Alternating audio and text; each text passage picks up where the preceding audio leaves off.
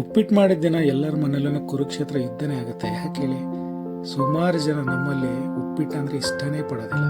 ಆದರೆ ಉಳಿದಿರೋಂಥ ಉಪ್ಪಿಟ್ಟು, ಅದಕ್ಕೆ ಸ್ವಲ್ಪ ಉಳಿದಿರೋಂಥ ಅನ್ನನ ಸೇರಿಸ್ಕೊಂಡು ಯಾವ ರೀತಿಯಾಗಿ ರುಚಿಯಾದ ರೆಸಿಪಿ ಮಾಡ್ಬೋದು ಅಂತ ಈ ನಮ್ಮ ಕಿಚನ್ ಚಾನಲಲ್ಲಿ ಹೇಳ್ಕೊಡ್ತೀವಿ ನಿಮಗೆ. Welcome to Kandagal kitchen.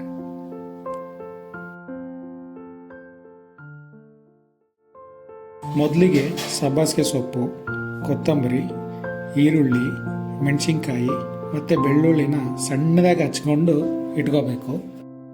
ಉಳಿದಿರೋಂಥ ಉಪ್ಪಿಟ್ಟು ಮತ್ತು ಅನ್ನನ ಮಿಕ್ಸಿ ಜಾರ್ಗೆ ಹಾಕೊಂಡು ರುಬ್ಕೊಳ್ಳಿ. ಈಗ ಗೋಧಿ ಹಿಟ್ಟು, ಸ್ವಲ್ಪ ಅಕ್ಕಿ ಹಿಟ್ಟು, ಜೀರಿಗೆ, ರುಚಿಗೆ ತಕ್ಕಷ್ಟು ಉಪ್ಪು, ಮೊದಲೇ ಕಟ್ ಮಾಡಿ ಇಟ್ಕೊಂಡಂಥ ತರಕಾರಿ, ಸೊಪ್ಪು, ಸ್ವಲ್ಪ ಎಣ್ಣೆ ಎಲ್ಲ ಹಾಕಿ ಕಲಸಿ ಇಟ್ಕೋಬೇಕು.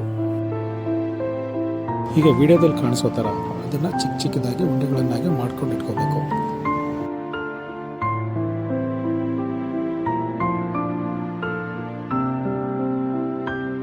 ಈಗ ಒಂದು ತಟ್ಟೆ ಮೇಲ್ಗಡೆ ಈ ರೀತಿ ಎಣ್ಣೆ ಸವರ್ಕೊಂಡು ಉಂಡೆನ ಇಟ್ಟು ರೌಂಡ್ ಶೇಪಲ್ಲಿ ಬರೋ ಥರ ಪ್ರೆಸ್ ಮಾಡ್ಕೋಬೇಕು.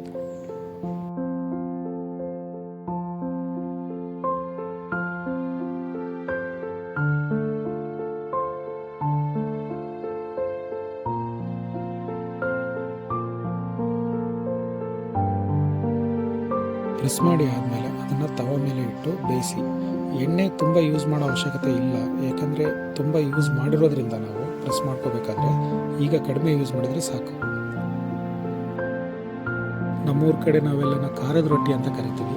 ಇದಕ್ಕೆ ನೀವು ಬೇಕಾದರೆ ಶೇಂಗಾ ಚಟ್ನಿ ಅಥವಾ ಕೊಬ್ಬರಿ ಚಟ್ನಿ ಮಾಡಿಕೊಂಡು ಅದರ ಜೊತೆ ತಿನ್ಬೋದು. ನೋಡಿದ್ರಲ್ಲ ವೀಕ್ಷಕರೇ, ಉಳಿದಿರೋಂಥ ಉಪ್ಪಿಟ್ಟು ಮತ್ತು ಅನ್ನದಲ್ಲಿ ಯಾವ ರೀತಿಯಾಗಿ ಒಂದು ರುಚಿಯಾದ ರೆಸಿಪಿನ ಮಾಡ್ಬೋದು ಅಂತ ನೋಡಿದ್ವಿ.